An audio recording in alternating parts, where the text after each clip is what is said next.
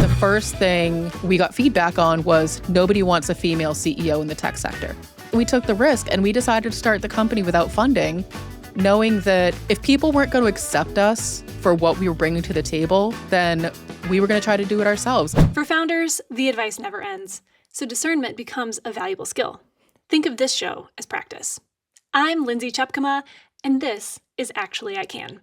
Good conversations about bad advice. Let's get into it. I'm Katie Robbert. I am the CEO of Trust Insights. We focus a lot on AI education. We've been in the AI space collectively for over 15 years. Trust Insights has been around for about 8 years. So I feel confident that we have a good depth of knowledge when it comes to things like artificial intelligence, but also how to apply it and when not to use it. So we focus a lot on that with our clients. So in short supply right now, I mean, you probably have a couple people who are interested in what you're doing. Just one or two. Small audience. Yep. Mm-hmm. And I can attest firsthand to just how, just the wealth of information and knowledge that comes from you and what you share, as well as your partner in crime, Christopher Penn, and just what you two and what Trust Insights is spitting out all the time. It is incredible and much needed. Thank you. So, okay. Tell me, since we're talking about bad advice, what bad advice are you going to share today that you have received in your time as a founder? Well, I want to take a step backwards a little bit with some bad advice that I got prior to being a founder that sort of stuck with me and led into when I became a founder and additionally got some bad advice. So the advice I got at the time, I was in my 20s and I was a manager at a company, and I worked for the only female who was on the leadership team. And so she was, in a lot of ways, she was my mentor. She was the one who was teaching me. And we had a vice president of sales who I had to work directly with. I was a product manager. And he was emotionally and verbally abusive, like very blatant about it. He was a total con man. I don't care if he ever sees this. Like, he totally was. And he was not a good fit for the company. And he was like, I would go home in tears every day. And so I tried to speak up. I went to her. I went to the CEO. I was like, look, these things are damaging team morale. They're damaging me. Like, this is what's happening. I documented everything. And she pulled me aside one day. Her favorite thing to do was to go take a walk outside of the company to talk, which I always thought was a really good idea. It was sort of a neutral ground. And she was like, you shouldn't have done that. And I was like, shouldn't have done what? Stuck up for myself and documented? She goes, it could be damaging if, anyone, I don't remember the exact phrasing because this was a good 20 years ago, but, she was like, if, people see you as a problem, or if, he's in a position of power, you're not. So like your word doesn't really count. Like, you just kind of have to deal with it. I'll talk to him. And it just kind of struck me as like, what the hell? Like, I'm not fabricating this. There was a lot of witnesses on a daily basis to how verbally abusive this man was, and he would do those passive aggressive things like spell your name wrong in the email or, leave you off. His favorite thing to tell me was, well, you can't be in the room because there's no one at your level to also speak to. So you can only speak peer to peer. And I was like, but I actually know what the URL is of the product that we're creating and you don't. And it's 5 letters. So needless to say, the takeaway was like, just suck it up. Don't speak up. If someone above you in a position of power is abusing that power, too bad. And that was the takeaway. And I look back on it and I look at who she was as a person, who she was as a woman. And I can see now, like, she was fighting a big uphill battle. And she was, in that moment, likely trying to protect me. But at the same time, that wasn't how I felt. I felt Like everything that I had experienced was completely invalid. I didn't feel like I had anyone in my corner, and that his behavior was, being seen by the rest of leadership as okay. Goodness, I wish that your experience was incredibly unique and completely unheard of, but I know for me and for lots of people watching and listening right now, they can relate, unfortunately. So Yeah. so next question, what did you do? It had already been done. You had already Mhm. put it out there. So then you received this advice, then what? Mhm. For the remainder of my time at that company, I just had to deal with it. I had to make a choice of, am I going to just stick it out? Am I going to do something else? At the time, it was a culture that sort of let you believe that your skills were only good for that company. And if you ever left, you really wouldn't succeed anywhere else. And like I said, I It's was in my also abusive. 20s. It is also abusive. Yeah. Yeah. They were trying to hold on to people. And it was hard because I really felt like there was more for me out there beyond those four walls. I just didn't know what it was. I was in my 20s. I was naive. It was the first real full-time job I'd ever had. And I ended up staying at that company for about 10 years, which was Wow. probably about 7 years too long. Okay. So fast forward. Now you're CEO. Yep. And obviously you think about it from time to time because you're talking about it now. How has it impacted how you lead and what you're building and what you're doing now that you're in that leadership seat? I find myself, if I'm being completely honest, second guessing when I need to be the person, because I'm the person in power now, Right. and that wasn't my goal. I wasn't like, let me be the person in power, but it was, you know, it's a role that I'm well suited for, but it also comes with the responsibility of being the person to speak up, being the person to advocate. And it took me a while to feel comfortable doing that, to find a way to do it that felt authentic. So when we started the company, one of the things we thought we wanted to do was to raise funds. We wanted to find investors. We had no money to start the company. And the first thing we got feedback on was nobody wants a female CEO in the tech sector. So you need to change roles. You need to put, Chris as the CEO. You need to find a different position in the company. And we started changing all the decks because we were like, oh my God, we'll never get any money if I'm the one in charge. And then I stopped and I said to Chris, I was like, isn't this why we're building this company, so that we can do things our way differently so that we don't have to? He didn't want to be CEO. He wasn't like, haha, I can finally be in control. He wants nothing to do with having the responsibilities that come with being in charge. And you are really good at it. Like, I also am. that. Yes. But that's the thing is like, I don't love like the phrase natural born leader. I'm naturally born bossy, but I've learned how to channel it in a way that I feel is productive.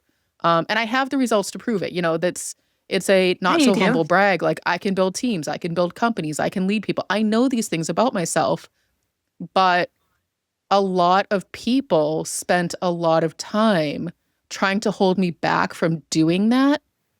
And I don't know if like they felt threatened or if they just didn't see me in that role. Whatever the case was, a lot of the advice that I've gotten over the years from my viewpoint was to hold me back from doing more, because it would mean that somebody who was in that position maybe couldn't then do the thing. I remember a conversation with that same, manager that I had who gave me the, stay in your lane, don't speak up.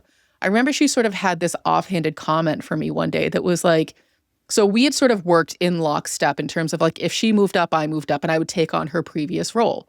And it always just worked out very well until she reached the point of being like on the leadership team. And then there was sort of like no real upward momentum for me anymore. And so she said to me one day, she was like, you could probably do my job. And I was like, oh, really? She goes, yeah, but you can't because I have it. And I didn't really think a lot about it Okay. at the time. Yeah. But, again, looking back, like, again, she was in a unique position. She was fighting for her life every day, trying to make sure that her voice was heard in a room full of 12 other well past middle-aged men who, saw her as like the new kid and called her such and like, had those little pet names like, hey kid, hey kiddo. And she was like, I'm the COO. Right. And so she was constantly trying to prove herself. And I respect that. And I think she herself made some missteps in terms of mentoring the people below her because she was still trying to find her footing. She was only a Absolutely. year older than I was.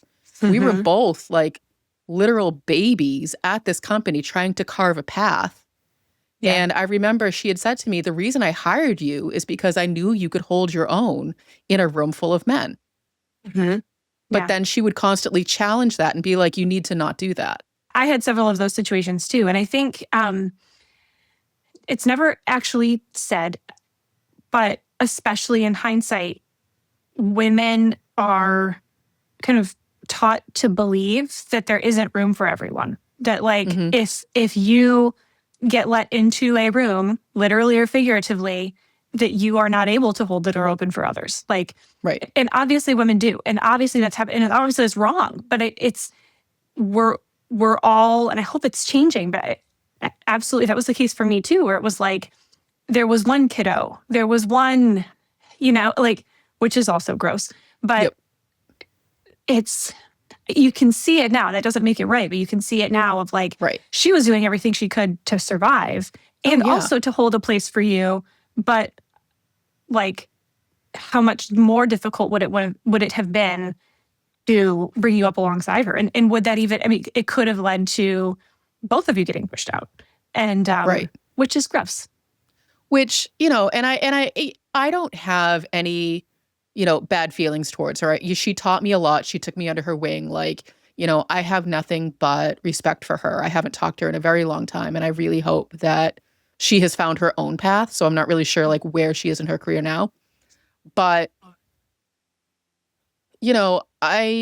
anyone who knows me knows I ask a million questions when something comes around. And as a woman, that can be misconstrued as problematic. Like, why can't you just accept what I'm telling you? Well, because what you're telling me doesn't make any sense. So you need to help me make sense before I'm going to say yes to anything.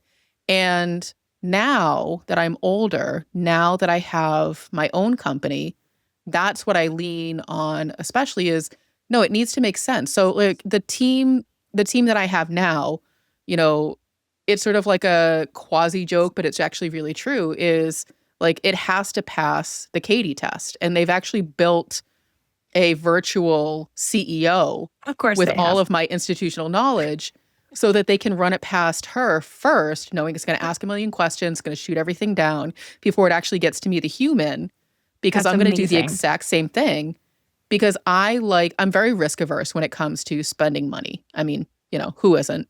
But I really need to be convinced that something is worth my time because I spent so much time in organizations just blindly following, like, okay, here's the strategy, here's what we're going to do.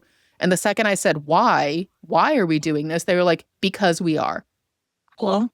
Yeah, exactly. Like, Yeah. okay. I Yep. remember I would sit in the product manager meetings and my manager would come in because she would lead those meetings. And she would like give me the death stare and be like, don't start with me. I'm like, what? She goes, I know what you're going to ask me. I'm like, what am I going to ask you? She's like, you're going to ask me what the business plan is. And I'm going to tell you once again that we don't have one. And, Why it are we wasn't here? so, right, exactly. And it wasn't Yeah. solely on her to create it. It was the entire leadership team. But they were not the right people to be creating it. And I couldn't help myself from pointing that out. So I think, there was a lot of reasons why they had problems with me is because I wasn't willing to accept the status quo. I wasn't willing to just be verbally abused. I wasn't willing to do a lot of the things that they were asking me to do. And they didn't like it. They were used to people just saying yes. Okay, so few things. Okay. For a man, that is seen as CEO executive presence. Yes. For a woman, like you keep saying the word problematic, and I've been there too. And it's you're either seen as like difficult, Yes. is another fun word, Hmm. or dumb. It's like you're either asking questions because you don't understand. It's like, don't you Hmm. understand? Yeah. Or like, why are you being so difficult? And quite often, and obviously I'm being stereotypical by pointing out stereotypes, but like, quite often men are seen as like, oh, that's so inquisitive. He's challenging, he's making us, he's pushing, he's setting the bar high. Like, and once you get into more leadership, like here you are in the CEO seat and you are able to grow this company in a way that people respect you and they respect your challenges, and they've actually built a digital twin version of you to like, because they know what's coming, and they understand your and respect your setting your bar high of excellence and making sure that we're challenging things before we put them out there. I mean, what would you say to not only founders, but to others who are watching and listening and are, certainly not just women, but anybody who's in a position of like being marginalized or being stereotyped for doing the things that other, more stereotypical leader types do, and they're seen as being a problem or being difficult or not fitting in? What advice would you have? I would honestly say be more difficult. And I mean that in all sincerity. It is not the easy road at all. You're going to get a lot of pushback. You're going to get a lot of no's. You're going to get a lot of doors closed in your face. However, what you will find is people who will say yes, people who want to work with you, people who want to stick with you in the long haul. I have seen the churn of people who are just yes people, like people who just go along like one right after another because they're replaceable. I can find someone else who's going to say yes to me. What I can't find is someone who is willing to challenge me respectfully. Like I don't, blow through doors and then, okay, maybe I do and I start swearing. But like, I try not to do that too much. But, you need to surround yourself with people who are willing to respectfully challenge your point of view. Otherwise, you end up with mediocre results.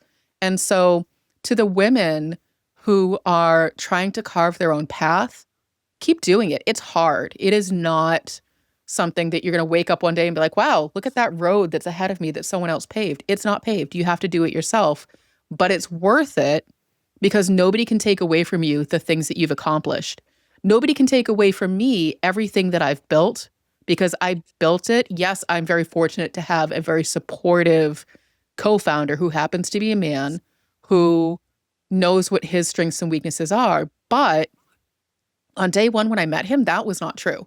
That took a lot of time for he and I to build trust in that relationship where we could be very open and honest. And he knew that I had his best interests in mind and I wasn't trying to take advantage of him like a lot of other people. So he was sort of in a similar position where he knew he was a workhorse. He knew he had a lot to bring to the table. He was also someone to challenge people's decisions. But he was seen as brilliant, but difficult, but in a different way because he's a man.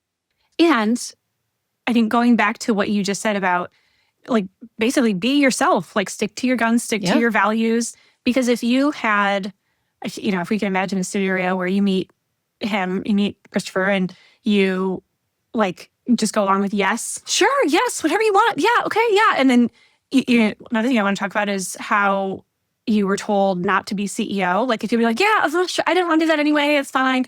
Like you wouldn't be where you are now. No. Neither of you would be. Trust Insights wouldn't be here. The people that work for you and around you and trust you and come to you for information would not be here if you had just gone along with all of that, frankly, bad advice. And you're absolutely right. It's a well-known thing that my co-founder is not suited to be a manager of people, is not suited to manage a business. He is a brilliant individual contributor and he's great. He's a great innovator. Like we know all of those things.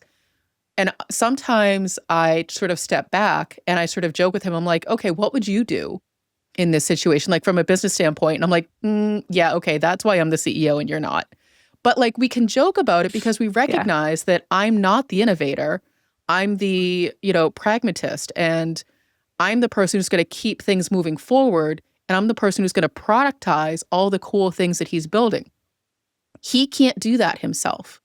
And so it's a really good professional relationship, but we each have our own sets of strengths. And when I think about, I remember I was actually sitting pretty much right here when we got the news of, well, nobody wants a female leading this company.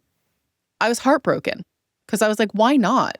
I'm just as good as any man. They're like, well, you've never been a CEO before. And I'm like, but I've done more than a lot of CEOs and I have the data to prove it. And I was beside myself. And I remember, talking to my husband about it. And I'm very fortunate that he's insanely supportive of anything I want to do. I remember I came home from work and I was like, so I think I'm going to quit my job and start a company. And he was like, okay. Like, that was it. Like, I didn't have to convince him. Like, we figured out the finances. And I remember telling him, they don't want me to be CEO because I'm a woman. And all he said to me goes, well, that's dumb. It And, is. to be fair, he's a man of few words. He's very stoic.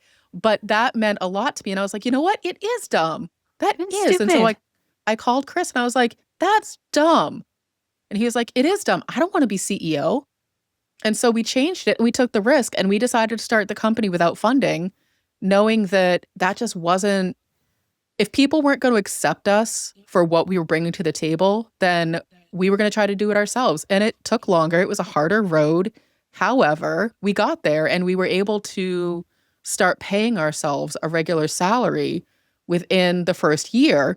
Not a lot, but Huge. something. But that's huge. And, it's something that we take a lot of pride in because people wanted him to be the shiny object, to be the thing that you dangle in front of clients, and he didn't want to do that. And people wanted me in the background as the admin, and I didn't want to do that. I'm not good at keeping my opinions to myself. Nor should you be. And that's but that's the key. Nor should you be. And the advice that I give to other women, because I worked with women in analytics and there was a lot of women who were trying to find their voice and they work in those, professional cultures where it's not okay to speak up. It's not okay to step your toe over the line. And it's a struggle. And it's a double standard because they see, the men in those companies rising up through the ranks. I saw the same thing at the company that I was at. There was a lot of men around me that were just, hey, I think I want to start a whole new division and call it this. And they're like, okay, that's brilliant. And I was like, what the hell?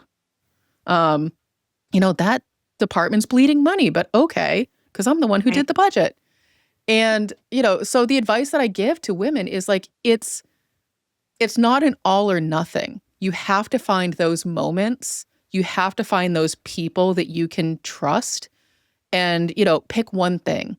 Pick one thing to start to say, okay, this doesn't feel right, but it really only works if you can also provide solutions. Like speaking up for the sake of speaking up and saying like, I don't like this, not helpful.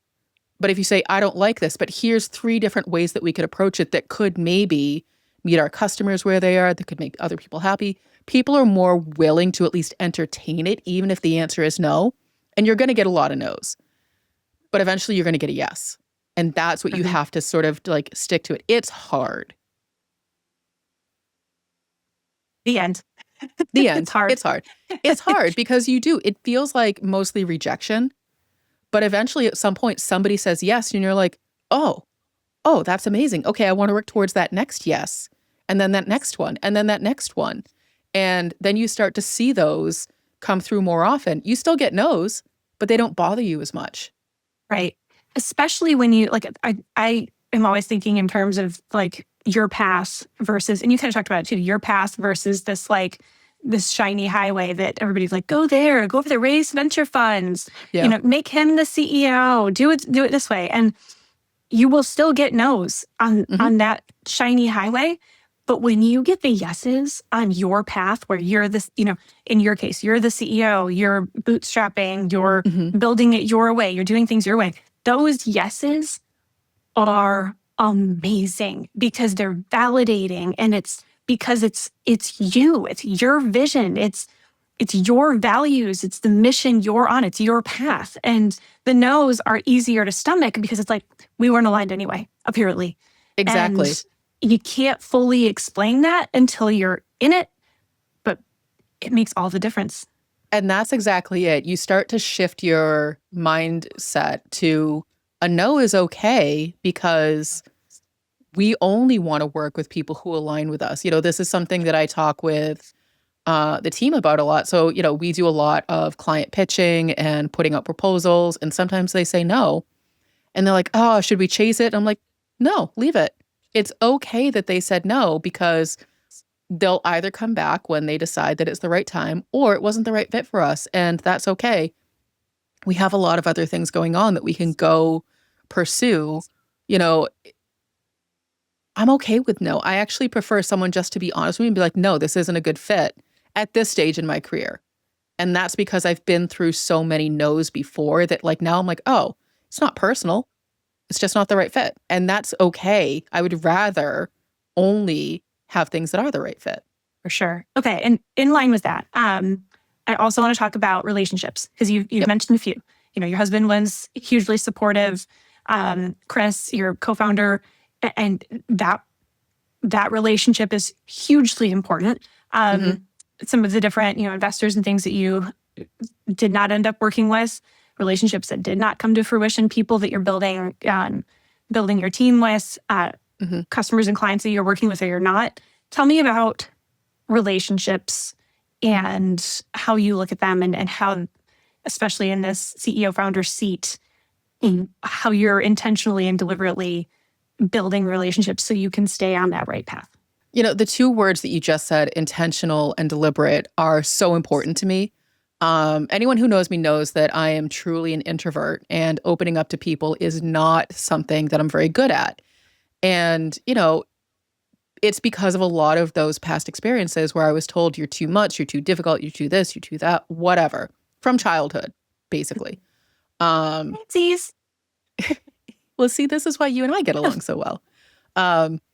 And so I always have that in the back of my mind of like, okay, don't be too weird, don't be too stubborn, don't be too sarcastic, don't be too loud when I'm meeting new people. And it's a hard thing to shake, even when you get to a certain age or a certain point in career. You always kind of have that in the back of your mind if you've been through it. And, it takes me a long time to really open up to someone in a very authentic way.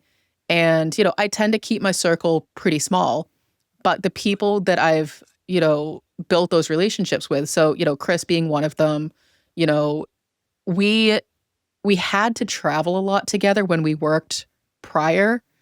And it was like those kinds of experiences where like all you have is time to get to know each other. I really tried to take the opportunity to ask him more thoughtful questions versus like, tell me about the latest AI model. Guess what? I don't care. I want to know who you are as a person and why I should trust you with my life as we are speeding down 95, driving from New York in the middle of, a thunderstorm. Who are you? Literally and figuratively. Literally and figuratively. Short version is that we were supposed to fly back from a client meeting. All the flights got grounded. All the trains were canceled. So we rented a car and Chris drove the scariest drive I think I've ever been on back. And I was like, okay, we're going to play the distraction game. Yeah. But it's like, that's how, I don't recommend that to everybody, but that's how you get to know someone is like, then you sort of say like, do I trust this person with my life? Literally, I'm in the car. I don't really have a choice. So like, let me figure out who this person is, what makes them tick. And once I got to know him as a person versus just the persona that he has publicly, I'm like, oh, okay, this is someone that I can align myself with. Like we have a lot of the same values, and so it was a very easy choice for me when we both found ourselves sort of at a crossroads and we wanted to do something different. I'm like, let's start a company. We work well together here. Why wouldn't we work well together outside of these walls? And so it took, we worked together for about 18 months and then we decided to start the company. And so that was sort of like the timeline of, I think I can make this work. Obviously like I have my husband, like he's great. In terms of other I know it's he's great. Podcast. He's great. Podcast isn't about him. He's fantastic. But it's important. I think just like a quick note, like even in your personal life, like they are not separate. They're the same, especially for founders. Like, Yep. Yeah. He's great is important. And it's funny. I've showed him things that I work on. Like, he and I are not in the same professional world. So like, I show him things that I work on, and like, I can see his eyes glow over. He's like, that's nice. But it's not I don't care. It's Yeah. I don't know what any of this means. The Go first time you. yeah, exactly. And so like, Yeah. I did an event yesterday and I showed him the reviews. He's like, well, of course you got great reviews, because like, you're great at what you do. And like, he has no idea what I do, but like, he's still super supportive of it. But then in terms of other professional relationships, what I needed the most at the time of founding the company were female, mentors, just females I could trust. Someone that I could talk to be like, hey, you've been through this, help me out. And I found that, fortunately, almost immediately with my ride or die, Ginny Dietrich. Shout out to Ginny. Like, she has built the company on her own back. She has her own story of what it was like as a woman to build a company. And she was someone that I was able to, like, we knew immediately that we could trust each other. And I relied very, very heavily on her in those first days of, what the heck am I even doing? Like, Yeah. is it okay to say no? And she's like, yeah, absolutely. If you want to say no, say no. And I felt like I needed that permission from someone who had been there. And then our relationship evolved to now we're both CEOs. Like, I still check in with her about things. And, just because she's been doing it longer, I'm like, hey, you've probably been through this. What was your experience here? But I think, again, for women, it's important to find those other women that have either been there or are trying to be there that you can rely on. Because the big thing, and, we talk about this in other contexts, but community is so important. Your community doesn't have to be big. You don't have to have 10,000 people or, 8 people always sitting at your table. It could be one person. It could be 2 people. Find those people. Keep it small if you need to. But those are the people who are going to help see you through and boost you up. If you don't have those people, that hard road is going to be that much harder.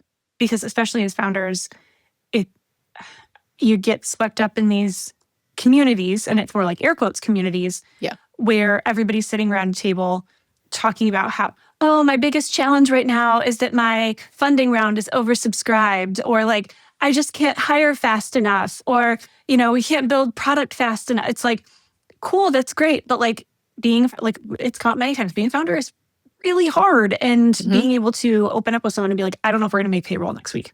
Or I literally don't know what to do next. Or like, what do I do with these really, really tough situations? And I don't think it's emphasized enough how important those peer relationships are with other founders who are willing to pull back the curtain and be vulnerable and let you be vulnerable about how hard and amazing this journey is. As women and as founders, so you have those 2 complications. It is instilled in us to always have the answer, to always have your head on straight, to always, be looking forward. Don't share, the failures. But what we found, and I think you found this as well, is the more we share those stories, the more people sort of raise their hand and go, oh yeah, I've been there too. Oh yeah, that's me. Oh, that resonates with me. And I think the more you can find, you don't have to share everything, but like, the more you can find those moments of vulnerability to be like, hey, I tried something and it didn't work. You'll find those people who will start to like gravitate towards you and be like, oh yeah, I was in that situation too. Thank you for sharing that information. When you, Lindsay, started sharing some of your founder stories, I was like, oh, I had no idea. Because I had questions about, funding and like, what was it really like? When you started sharing some of your stories, I was immediately like, okay, please tell me more, not to make you more vulnerable, but because I felt more connected to you in terms of we have similar stories, and I would love to learn better how I can support you, because like, we've all been through it. We just don't talk about it. It's true. It's true. Which brings us back full circle to the bad advice you got was to basically like stay quiet and stay in line and look at all the reasons that's crap advice. So 2 things I'm not good at. Thank goodness.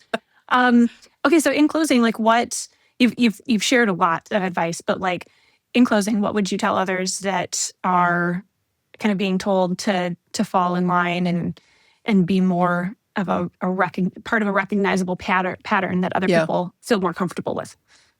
You're always going to find that. We still deal with that now with some of our clients, regardless of my role, regardless of my accomplishments. We still have clients where I have to put Chris out in front because he's the man and I am not. And so we joke that it's like the Cyrano effect where like I'm back channeling all the things. Okay, now say this. Okay, now say this. They're like, wow, Chris, you're so brilliant. And I'm like, whatever, just, cash the check. So you have to, find those moments. You have to pick the battles. It's sort of like the crappy cliche, but you have to pick your battles. Not every battle is going to be worth fighting in this respect because you're not going to win them all. And that's okay. You don't have to. You just have to really be thoughtful around, okay, if I'm going to put myself out there, if I'm going to be vulnerable, if I'm going to put a target on my back, is it worth it? And for me, not every situation is worth it. I could pick all of the battles every single day, but it's not worth it. A battle that I did pick, this is a very small example, is so we were building our sales playbook and we were using generative AI to build it because that's what we do. And generative AI introduced gender bias and deprioritized me because Chris has a male presenting name. And they're like, oh, Chris, the star, the innovator, the this, the that. And then there's Katie. And so obviously that was a battle I picked. I was like, oh, hell no. But, that's a low risk battle. But when you start to get out there in the public eye, not every battle is worth it. And I don't mean to say like, don't speak up for yourself, but really think through like, is this going to change anything at all? Or is it going to put a target on my back? And it's okay to have a target on your back. It's okay to be that person who advocates for others, especially now. You just have to decide, do I have enough support behind me? What's the worst thing that could happen? Am I going to lose my job? Am I okay with losing my job? A lot of people aren't. And so those are hard decisions that you have to make. So my recommendation is to think through the logistics of it. Don't just act on emotion. And that's really hard to do. It is. But it's good advice. And it's important. Edie, thank you so much for being here. This was awesome. And we could just chat all day.